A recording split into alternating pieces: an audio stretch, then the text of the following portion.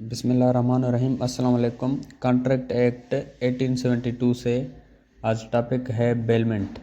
What is bailment? Delivery of goods under a contract for a purpose so that when purpose is accomplished goods में B returned.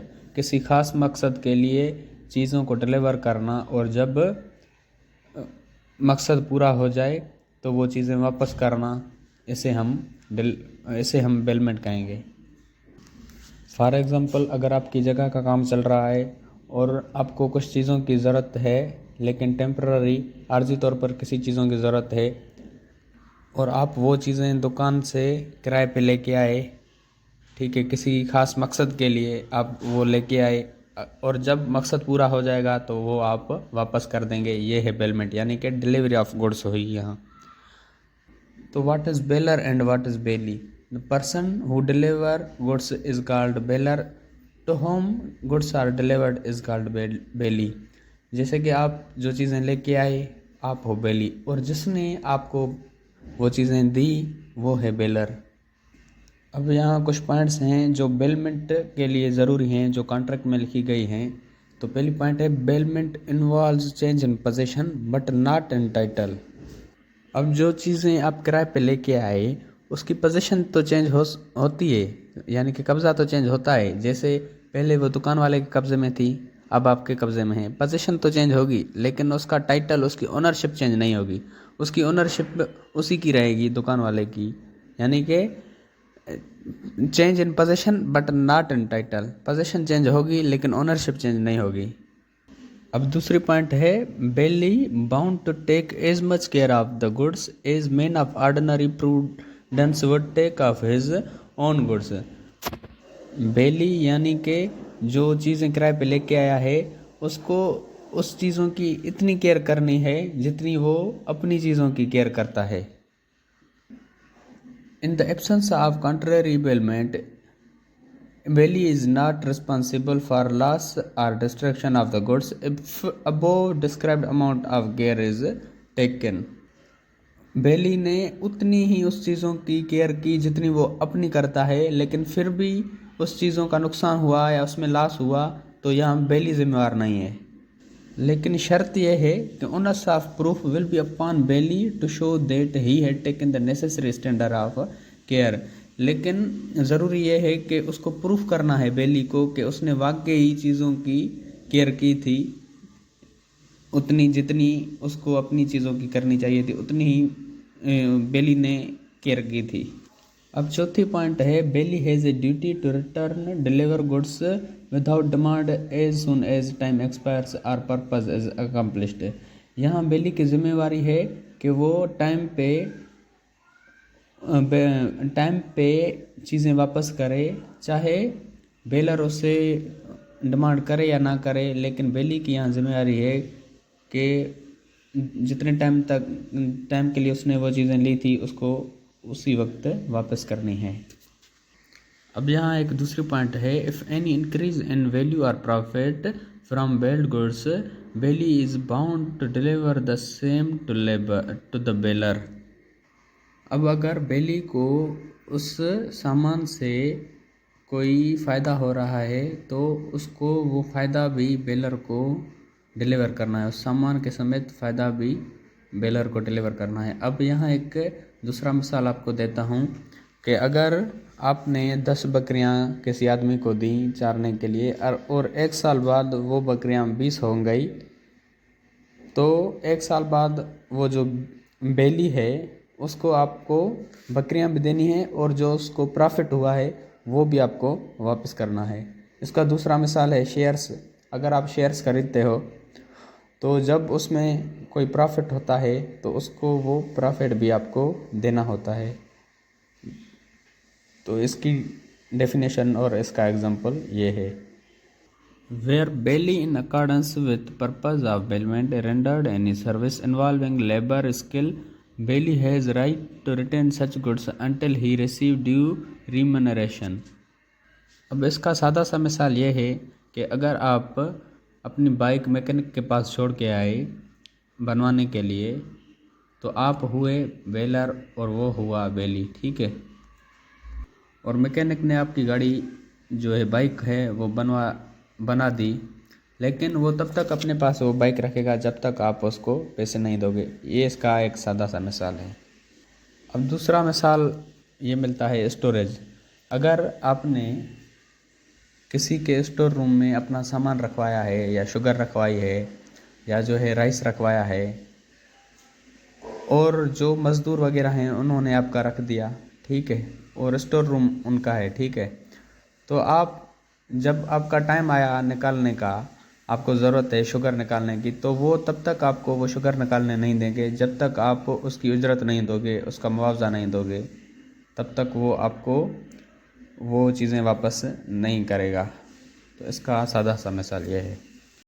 Pledge bailment of goods as a security for payment of debt or performance of promise, and when debt is paid or promise is performed, security will be returned. अब यहाँ pledge में भी goods की delivery हो रही है और bailment में भी गुड्स की डिलीवरी होती है। प्लेज और बेलमेंट में फिर फ़र्क क्या है? बेलमेंट में जब चीज़ों की डिलीवरी होती है तो वहाँ एज ए सिक्योरिटी आपको कुछ रखना नहीं पड़ता, और प्लेज में आपको एज ए सिक्योरिटी यानी कि गिरवी कुछ रखना पड़ेगा। जैसे बेलमेंट में हम कोई भी चीज़ लेके आ रहे थे दुकान से, तो वहाँ हमको कुछ गिरवी नहीं रखना पड़ रहा था, और यहाँ प्लेज में आपको एज ए सिक्योरिटी यानी कि कुछ गिरवी रखना पड़ेगा। फॉर एग्ज़ाम्पल, आपको बैंक से कुछ लोन लेना है, आपका चीनी का कारोबार है और चीनी के कारोबार के लिए आपको कुछ पैसे चाहिए, तो आपने बैंक से कर्ज़ा लेने के लिए फ़ैसला किया, ठीक है। अब आपको बैंक कर्ज़ा तो देगी, लेकिन एज ए सिक्योरिटी आपको कहेगी कि भाई जो 2 ट्रक हैं चीनी के वो आप हमारे फार्म हाउस में रख दो, फिर हम आपको पैसे देंगे, ठीक है। तो उन्होंने एज ए सिक्योरिटी आपसे चीनी ली और अपने फार्म हाउस में रखी, और एज ए सिक्योरिटी वो आपका हाउस भी रख सकते हैं, लेकिन चीनी ज़रूर रखेंगे, ठीक है। तो जब आप उनको पैसे वापस कर दोगे, अपना लोन जो लिया था आपने, तब वो आपको जो है वो चीनी आपको वापस कर देंगे। तो यहाँ आपको प्लेज में एज ए सिक्योरिटी कुछ रखना पड़ रहा है, बेलमेंट में आपको कुछ रखना नहीं पड़ रहा था। ये है दोनों में फ़र्क। तो अब जो प्लेज वैलिड प्लेज के लिए कौन सी चीज़ ज़रूरी है वो आपको बताता हूँ। To constitute a valid pledge essential that there must be delivery of the article. एक प्लेज के लिए, वैलिड प्लेज के लिए बहुत ज़रूरी ये है कि चीज़ों की डिलीवरी हो, एक जगह से दूसरी जगह डिलीवरी होना ज़रूरी है, ठीक है। अब बैंक ने आपसे चीनी मांगी थी कि आप हमारे फार्म हाउस में रख दो, तो आप यहाँ ये नहीं कह सकते कि चीनी मेरे पास ही रहे, मेरे फार्म हाउस में पड़ी रहे, लेकिन आपके कब्ज़े में, ये नहीं, डिलीवरी होना ज़रूरी है। तो जो आपको चीनी देनी है कि वो उनके कब्ज़े में होना ज़रूरी है, उन बैंक वालों के फार्म हाउस में रखना ज़रूरी है। ऐसा नहीं है कि आपके पास ही पड़े। तो वैलिड प्लेज के लिए ये ज़रूरी है कि वो चीज़ एक जगह से दूसरी जगह शिफ्ट हो और वो उनकी जगह में शिफ्ट हो। अगर ऐसा नहीं हुआ तो ये इनवैलिड प्लेज हो जाएगा। अब यहाँ दूसरी पॉइंट आती है, goods pledged can only be realised to enforce an obligation for which pledge was made, not for any other obligation.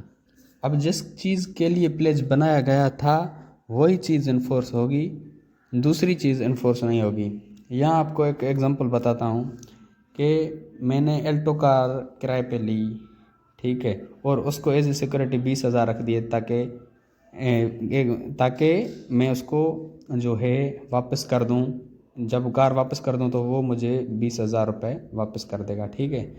अब उसके भाई से मैंने करोला कार किराए पे ली, लेकिन उसको मैंने एज ए सिक्योरिटी वहाँ कुछ नहीं रखा, ठीक है। अब मेरा जो मकसद था दोनों गाड़ियों का, वो हमारा काम हो गया, तो मैंने उसको एल्टो कार वापस कर दी और उसको मुझे 20,000 वापस कर देने थे, लेकिन उसके भाई को मैंने करोला कार वापस नहीं की। तो अब इसका भाई, वो एल्टो वाला जो था, वो 20,000 अपने पास नहीं रख सकता। वो ये नहीं कह सकता कि ये करोला कार वापस कर दो फिर मैं आपको 20,000 दूंगा, ये नहीं, क्योंकि कॉन्ट्रैक्ट जो मैंने गिरवी रखे थे 20,000 वो सिर्फ एल्टो के लिए रखे थे, वही इन्फोर्स होंगे, करोला के लिए नहीं होंगे। तो ये यहाँ नहीं कह सकता इसका भाई कि करोला कार भी वापस कर दो फिर मैं आपको 20,000 दूंगा। 20,000 मैंने एल्टो के लिए रखे थे, वो एल्टो वाले को मैंने एल्टो कार वापस कर दी और उन्होंने मुझे 20,000 दिए। अब दूसरी पॉइंट है, if bailor default in payment of डेब्ट or performance of promise, bailee may sue and retain the goods after giving reasonable notice of the sale. अगर बेलर कोई डिफ़ॉल्ट करता है पेमेंट में या वो अपना वादा पूरा नहीं करता तो बेली को ये हक है कि उसके खिलाफ़ केस करे और उसकी चीज़ें अपने पास रखे और वो चीज़ें वो सेल भी कर सकता है, लेकिन उस मालिक को पहले एक रीज़नेबल नोटिस भेज के, रीज़नेबल नोटिस भेजने के बाद वो जो है उसकी चीज़ें सेल कर सकता है। अब यहाँ एक एग्जांपल मिलता है, मिसाल ये है कि अगर आप कुछ अपनी चीज़ें किसी के स्टोर रूम में 1 महीने के लिए रख के आ रहे हैं और 1 महीना गुजर गया फिर भी आप वो चीज़ें ना उठा लाए और ना ही आप उसको पैसे दे रहे हो, तो वो जो है बेली जो है वो आपके खिलाफ सूद दाखिल कर सकता है और आपको रीज़नेबल नोटिस देने के बाद वो आपकी चीज़ें बेच भी सकता है या अपने पास भी रख सकता है। But bailor can however redeem such goods at any time before actual sale. Actual sale से पहले भी आपको कुछ मौका है कि आप जो है वो अपनी चीज़ें वापस कर सकते हो। बेली को पैसे देके आप अपनी चीज़ें वापस कर सकते हो, फिर भी आपको एक मौका है। तो ये था प्लीज़ वाला टॉपिक। और भाइयों, चैनल मेरा ज़रूर सब्सक्राइब करें, अपने दोस्तों को बोलें सब्सक्राइब करने को, ठीक है।